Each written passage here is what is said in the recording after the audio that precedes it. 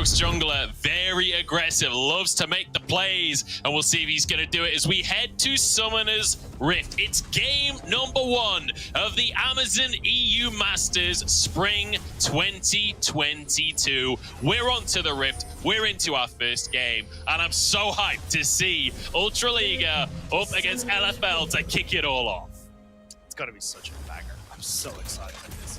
Man, it's good to be back. It's good to be back kind of doing the EU Masters, because it's been a hot minute, but you, as we say, like, you always get to see the new talent that's coming up. You get to see, like, the guys kind of shining beside some of that veteran talent, especially because you get to look at like guys who used to be in the LEC, like Shigenda, Skeens, Jester, Dractro. You kind of get to show your stuff against the guys that have been to that top tier, and especially when you look across at people on like Ego Rogue, like Simony Vac, who big carry player traditionally, now on the Oran though, not going to be kind of going towards his traditional style, but gets to show something a little bit different when he gets to the stage. Yeah, he certainly does. I want to take a second to kind of inspect this Ego Rogue roster just a little bit, because when you look across Ego Rogue's history as an organization within the Ultraliga, they've been super dominant. Over the last 5 seasons of Ultraliga, they came first, second, first, third, and first. These guys domestically, they dominate. They do not take any nonsense within their region. But when it comes to EU Masters, it's been a while since we've seen their success. Like semi-finals in 2020 summer, they then won. They were the champions. In 2020 summer, they were the champions. They were semi-finals in spring. But then since then, 2021, they weren't able to get out of groups in either EU Masters. Yeah, but it's a name that we're all too familiar with, the EU Masters. Like, they've hit EU Masters ever since the inception of the Rogue Academy team. And when they've got the like people like Bloomigan coming in from the LEC, now the coaching staff, a name that's well known within EU League of Legends, like, you kind of expect a lot from this squad. It's just unfortunate, obviously, that Binsu stepping in for Leon, they don't get to play with the regular support, but at least the Nautilus here providing that still tankiness that Binsu's used to in the top lane. Oh, there's a bit of a hook in the bottom side. Binsu being a bit aggressive, but not going to be too much coming out until that level 2 spike, right? And with Jester and Jack Troll having control in this bottom lane, they'll have the level 2, and you can see Ego Rogue's bot lane just fully respecting this one. I want to take a look at the junglers here, Dagda, because Rabble is in this bottom side. With Vitality being pushed this far, could be an opportunity. Vitality B did ward the bot side here, so they know that the Raptors are still up, so they're trying to keep an eye on where Rabble is, because they already know, like, if you've done any sort of scouting from Ego Rogue, Rabble loves to make these aggressive plays happen. Will pretty much just babysit his lanes to make sure that they can get to a point where they get these early advantages. But I mean, he will now be spotted on that ward that was placed by Diplex, so Skeens with full information, and that is going to be dangerous in the hands of Skeens, because as we said, this is the man that I'm keeping my eyes on to work with Jack Troll to get these early kills and start seeing if you can pressure the map, especially when you got Diplex, who should have priority in mid. Like, link up with that bot side and see if you can make any sort of dives happen. All right, we're looking towards that bottom lane, and Diplex, if he can roam down there, Skeens, if he can get involved. Skeens currently on that bottom side on the Scuttle Crab, but I don't think he'll be trying to get underneath the tower this early on. They're going to have to wait a little bit for that one as he moves up to the top side of the map. Rabble, however, still sticking around. He's still on the crux. He's been bot lane for a long time.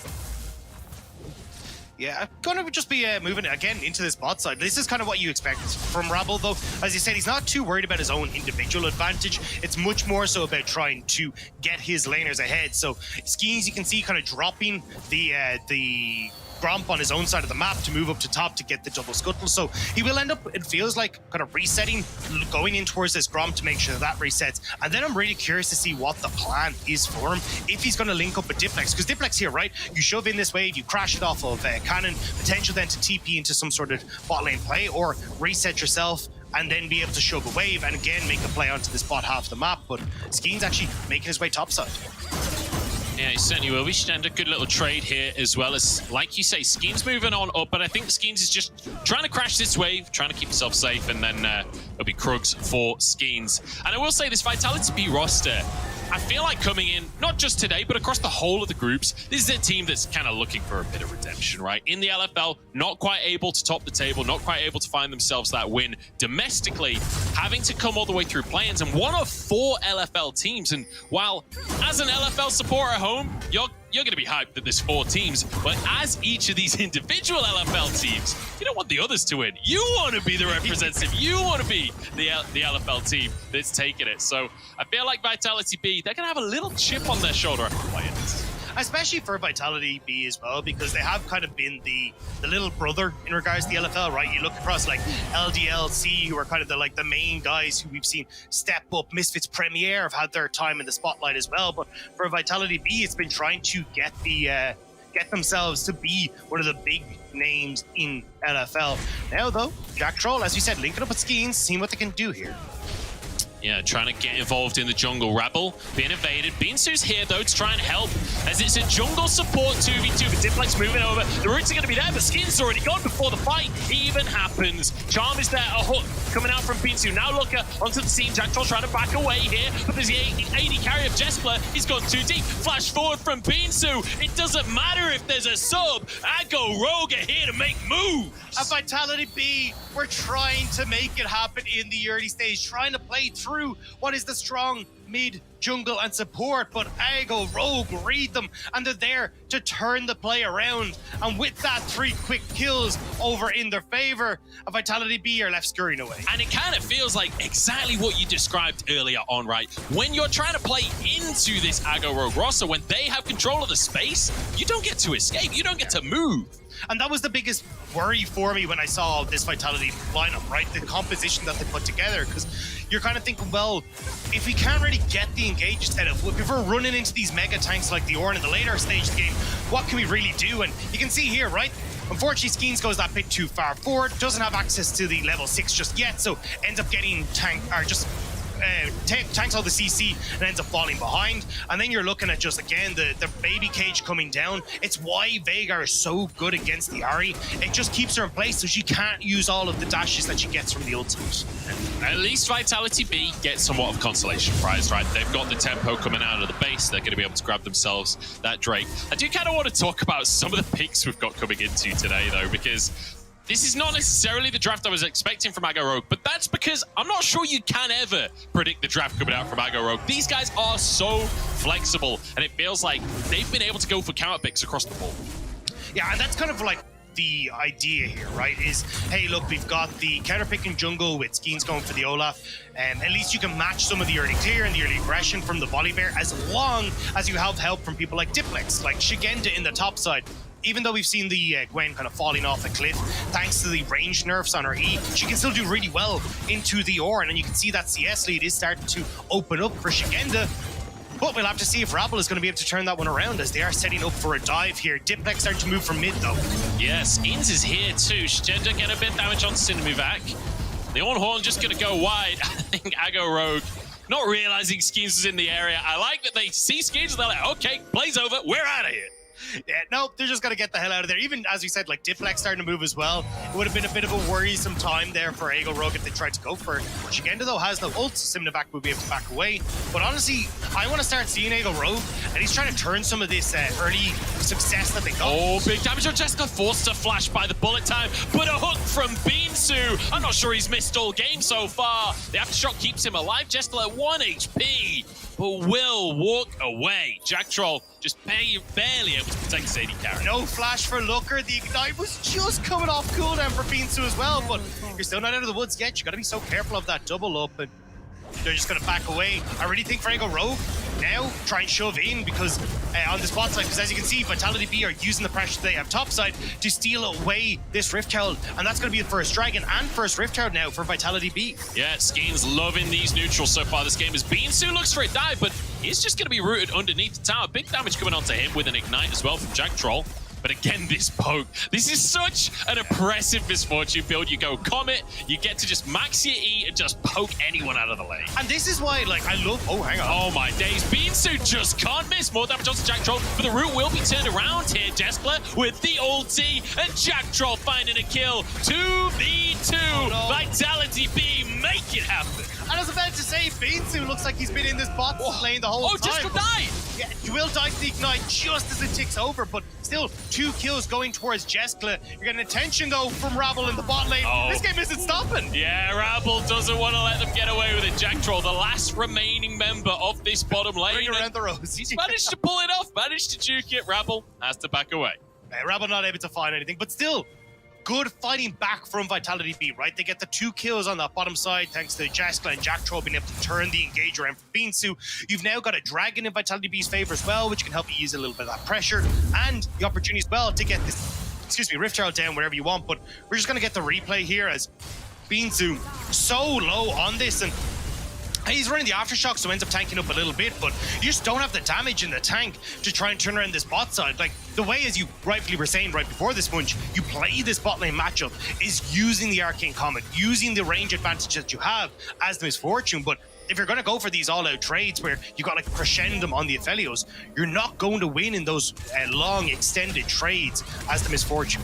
And it did feel like maybe targeting Jack Troll, not the ideal play, right? Because Jeskla was just firing away onto Looker the entire time. Still had the ulti available. Remember, Looker had used that bullet time earlier on in the lane. So chaos in the 2v2. But overall, Dagda, how we're looking in terms of map control? Because Rabble on a ward right now. Everyone grouping up for this Dragon in a minute. And that's what I wanted to say, is that even though we got those early kills coming through for Ego Rogue, the gold lead is only 1,000 gold in favor of the Polish representative. What we really need to see is Ego Rogue trying to turn this team fighting composition over towards these big objectives, like the Dragon that's coming up in 45 seconds, where they can try and take these fights. The Simlian back doesn't have any TP, so he's out of the equation, but you want to try and use Looker with this lethality build to try and find aggressive fights here, or at least start stacking these Dragons, so you can force Vitality B into fights and not give Vitality B the opportunity later on to just look for cross maps as you're investing resources in towards these Dragons. All right, looking for a little more proactivity from Ego Rogue then in this one, as it has been somewhat reactive play coming out from them so far. But regardless, they are still in the lead. And realistically, when you got an Ornn on your team and a Vigo on your team, if you're in the lead in the early game, you're probably going to be pretty happy with that. Yeah, it'd be all right for you. I mean, even the fact that Looker is going this lethality build means that, yes, you won't have that late game damage, but at least having the Ornn coming through there will still be great. So you can definitely see how Ego Rogue's comp in the late game operates. That's where Vitality B need to try and work around that. And at least if they can get this Dragon for themselves again, it'll set things up nicely, because then you can just go, right, Shigenda, split push, Diplex side lane. We're just not going to look at team fights. We're just going to look to play the map as Ego Rogue are trying to get yourselves towards these Dragons and trying to force team fights when you're not really threatening something like a Dragon Soul.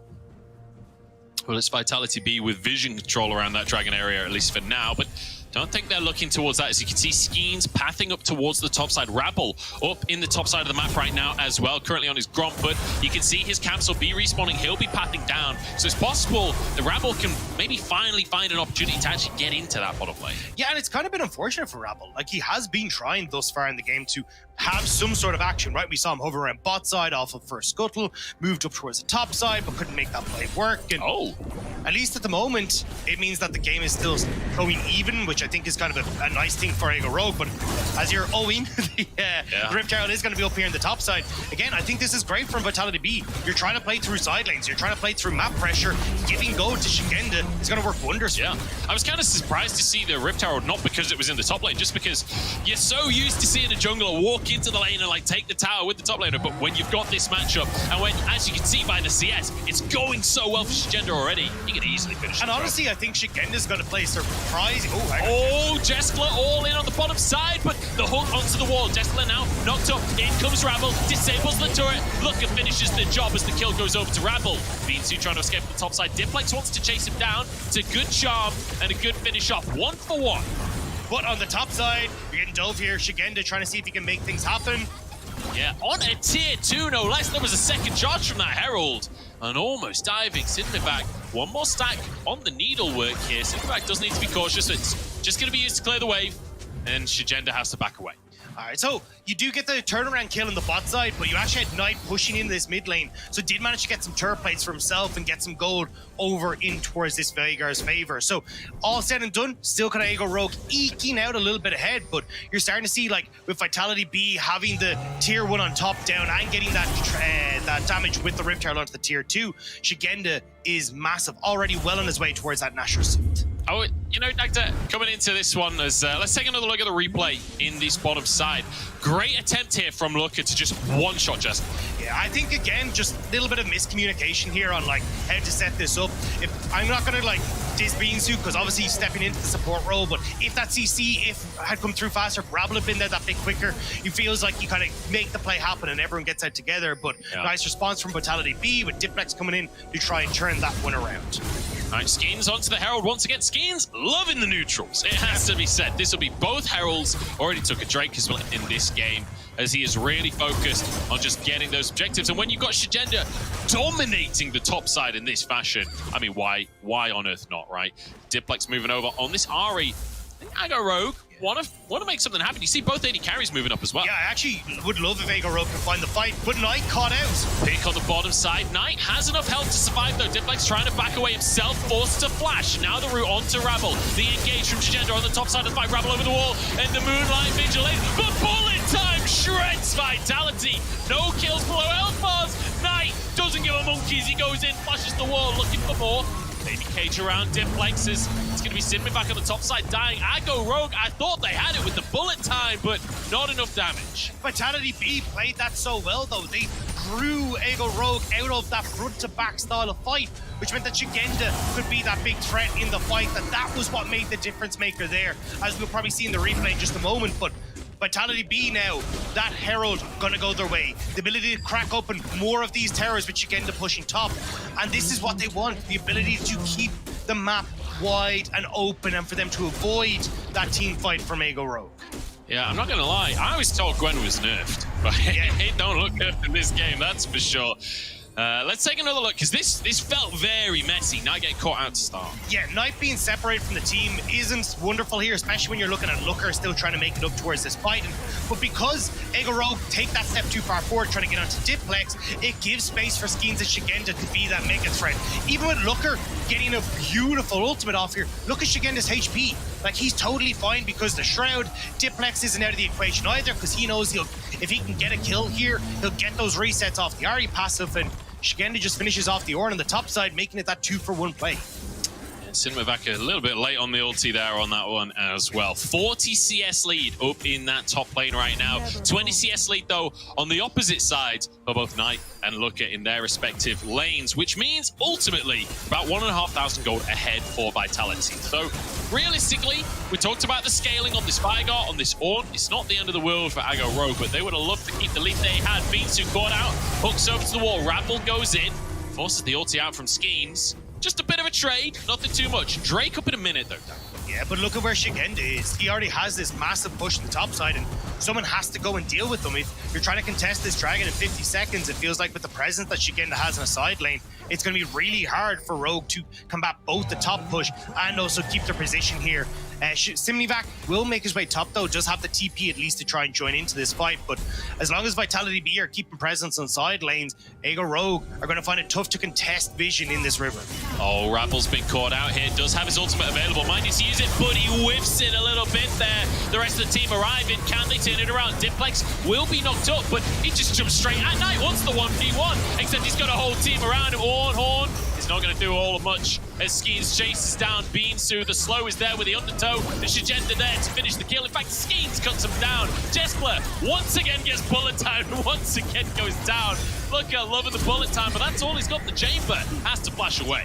And Vitality B are just playing so well around the vision control for Ego Rogue. Just going, look, if we can set up on this dragon first, we prevent them getting into river, we don't allow this front-to-back fight to start, well, we're going to be all good. So they make the pick happen, now they get the dragon, they're getting more towers, and, you know, compositions be damned, Vitality B are just outperforming Ego Rogue on the map. I won't lie to you, he's feeling a little bit like a Shigenda diff in this game because he is tearing Ego Rogue apart. Look at that, 2 items finished already on top of his boots. We're only 18 minutes into the game, or 19, I suppose.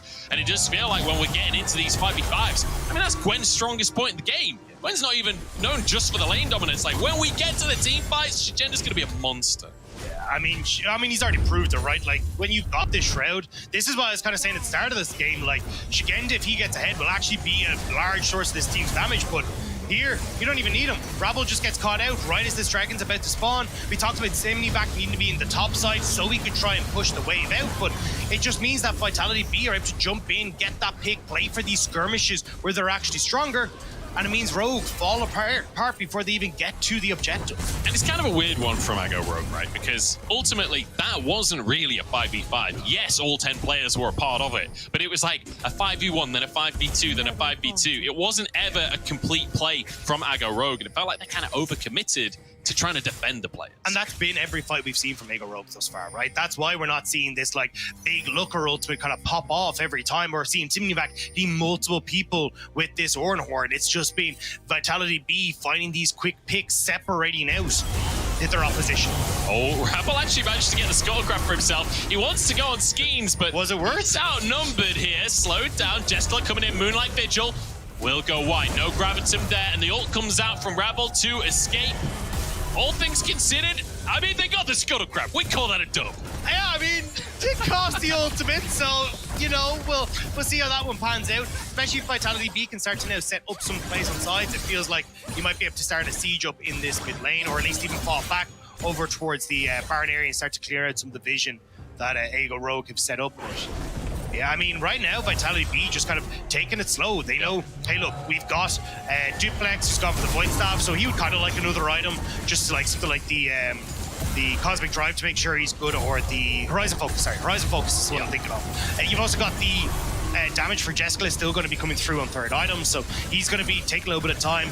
Shigenda's well on his way to be an absolute monster as he takes on Simnivac. So, I mean, Vitality B, now that they've got this position and they can continue to play the map, they're going to be in a great spot. Do you know, Dagda, we've come over from the LPL for this one, and I was a little bit nervous because sometimes the European gameplay can be a little slower. This game has delivered, though. Yeah. Game number 1 of the Amazon EU Masters, and it's already just been fight after fight after fight, and it feels like both teams are kind of readying up for that to happen again. Baron is on the map, and you can see Jack Troll trying to maintain vision control alongside Schemes. But this is the thing that I loved about watching Vitality B over in the LFL was how well they worked through Jack Troll, through Schemes, working with Diplex, like fighting picks and Rabble. Rabble dodges the charm. He'll be okay on this one. That's Diplex's ult. Fairly, not the longest cooldown, but still gonna be nice for Ago Rogue if they can find something in the next minute or so. But Drake not up for another 2 minutes, and I don't think Vitality B are really willing to commit to this Baron. No, that's the big problem that they're having right now, is that there's no real objective up on the map for them to try and draw Ago Rogue to, right? So they're just trying to get vision control established in the area, wait for things like the Scuttlecraft that was stolen by Rabble to time out. Now you can start to kind of play that vision denial game, see if you can actually draw the enemy in for potential picks, especially with people like Diplex, as you see consistently playing around vision and looking for charms. Rabble moving in, has to face check to try and get vision. And it does feel like, we talked about the compositions earlier, how Vitality B didn't necessarily have any hard engage, but it doesn't matter when they have control like this, right? Because Ago Rogue can't engage onto them. They can't move into the space themselves. And this is why I was saying, look, if Vitality B get a lead, they can definitely try and play this composition out, right? Because a huge amount of it is going to be looking for picks with Diplex, allowing Shigenda, as you can see, as he pushed in bot side there to like play off the side lane, then look to group. And now that you put Ago Rogue in the back foot, they have to go and deal with bot wave. Vitality, start up the Baron. And I think in this game right now, Vitality B know they are in control. Diplex has that ult available against summoners across the board here. As Rabble realizes what's up, no ult available for him. Does have flash. Can he go for the 50-50? Can he steal this one? I think Vitality are just holding Rogue at arm's length, committing to the Baron here. It will go down. Shigenda buying so much time. He's 1v3ing and getting away with it. Now the bullet time comes on through, but that's going to be Azunya's. Rabble just about surviving. In comes Jeskla, trying to get onto Looker. Sidney back falls on the front line. Double kill comes through for Diplex. Vitality B, they're untouchable. Yeah, Jeskla had phenomenal positioning in that fight. Shigenda's absorbing a ton of the harass coming through from Ago Rogue. And just like that, Vitality B, they go, thank you very much, we'll take the Baron. And, oh, there's a nice little dragon spawning as well. Well, don't mind if I add a third dragon to my list. And honestly, it feels like Vitality B are playing with their feet up on the table right now. They're chilling, fully reclined gaming, because Shigenda just walks up literally 1v3, 1v4 for most of that fight while the rest of the team does the Baron, and they still just get away without a casualty. Yeah, not a bad life for Vitality B right now. And again, this only gets worse, right? Now Shigenda with his Anya's Hourglass, as you just saw completed, he's going to be able to take over the side lane. You try and commit multiple members to that. Well, there's now 4 other members of Vitality B that have the Baron, but we're just going to get the replay here. Like, Shigenda playing so well around the Hollow Mist, right? Like, you actually don't get a huge amount of damage off. They split up really well for Vitality B from the Oran Horn. And yes, you're getting good damage here from Looker, but Shigenda goes golden. Everyone else is able to back away from the damage because you're not pairing it with that Oran ultimate. So Vitality B just playing very well around kind of the mismatch ultimates that Ego Rogue threw at them. I'm just amazed that Shigenda got away with that one. That he walked away alive after that play, after buying so much time. Really impressive stuff. 2-0-4. And we've not really talked much about Diplex this game either. He's been having a fantastic game on the Ahri, and now with a Medjais in pocket. 10 stacks already from the Dark Seal that's just been upgraded. 3 items. Diplex, if he finds a charm, he'll one-shot anything. And it's really cool to see Diplex interacting with like Skeens and Jack Troll the way he is. Because as I said, like, you've got some LEC veterancy in this jungle role, but Diplex really stepping up to match that, working so well with them, and it's making a terrifying mid-jungle support. Here we go, an attempted engage on the bottom side. Jesper dodges it though, and Skeens happy to be in the front line. Beansu caught on the top side of the play. It's Diplex not willing to go for more. I thought he was going to pounce into the whole team. I thought it was a little crazy, but he plays it safe for now. Charm goes wide, but the siege continues. Shigenda in the mid lane in the meantime. This is just beautiful Baron play, right? We get to witness as Vitality B slowly but surely pick the map apart. And Dagda, I don't want to say it too soon, but LFL playing's looking real good right now. Yes, a fini mon ami, but maybe even for Diplex. Oh, he's got a broken stopwatch though. That's a nice little knockup. There's one pickup. Can Ago Rogue turn it into more though? Jessler caught the baby cage. The turnaround. There's the damage. Jessler down. Double kill for Knight. Now on Shigenda as well. He's hard to kill. We've proven it in the last fight, but now charging forward. Timney back can't find the knockup. Shigenda gets out. Just an overextension for Vitality B, and Ego Rogue managing to hold on in this game. They can at least clear out these waves. At least now when you're in your base, right, you can actually see what happens when you can get those front-to-back style fights off. We're able to hit onto multiple members, and Vitality B can't quite get the flank positions that they want off. So I want to take a second in between these fights, because I feel like these fights are just going to keep on coming now, Dagda. I want to look at the gold lead. I want to look at the dragon lead. It's 3 Drakes in favor of Vitality B, as well as a 6,500 gold lead right now. We were pretty much dead even for the vast majority of this game, but over the last couple of minutes, it's exploded in favor of Vitality off the back of that Baron play. Now we have to see something magical from Ago Rogue. They have a wombo combo. They have big damage. They've had a bit of time to scale into things, you know, 3 items for Knight. But how do they actually muscle onto one of these plays? That's the big problem that I'm seeing. Like, the vision control established by Vitality B in this bot side makes it really hard to try and contest onto this dragon. They need to get a quick reset off at like a minute 30, push mid so that they can get priority there, and then move in as a unit into river. Because if you're separated, you can leave yourself open to picks. Yeah, and Beamsu cannot fight against Shigenda right now. Look at the damage from the Gwen. Oh, it's a turnaround though. Knight finds one pick of his own. Good flash away, but Despler's over the wall. He tries to escape and he just finds himself in the fire instead of the pan. Shigenda taking a bit of damage, chasing Rabble out of the play. Rabble turns it around, but the golden Gwen saves the day once more. Vitality B, they're making these fights look easy. LFL looking pretty good. Looker's trying. Oh, the bullet time does nothing. It did nothing to them. Skeens 2 down tanky. And now on to the next stars. Vitality B starting Amazon EU Masters off the way they intend to continue. I mean, the team that came through play-ins looking pretty damn clean, it has to be said. And if Ultra League are watching this, they kind of got to go, oh boy, LFL looking pretty strong. Yeah, because that was confident play.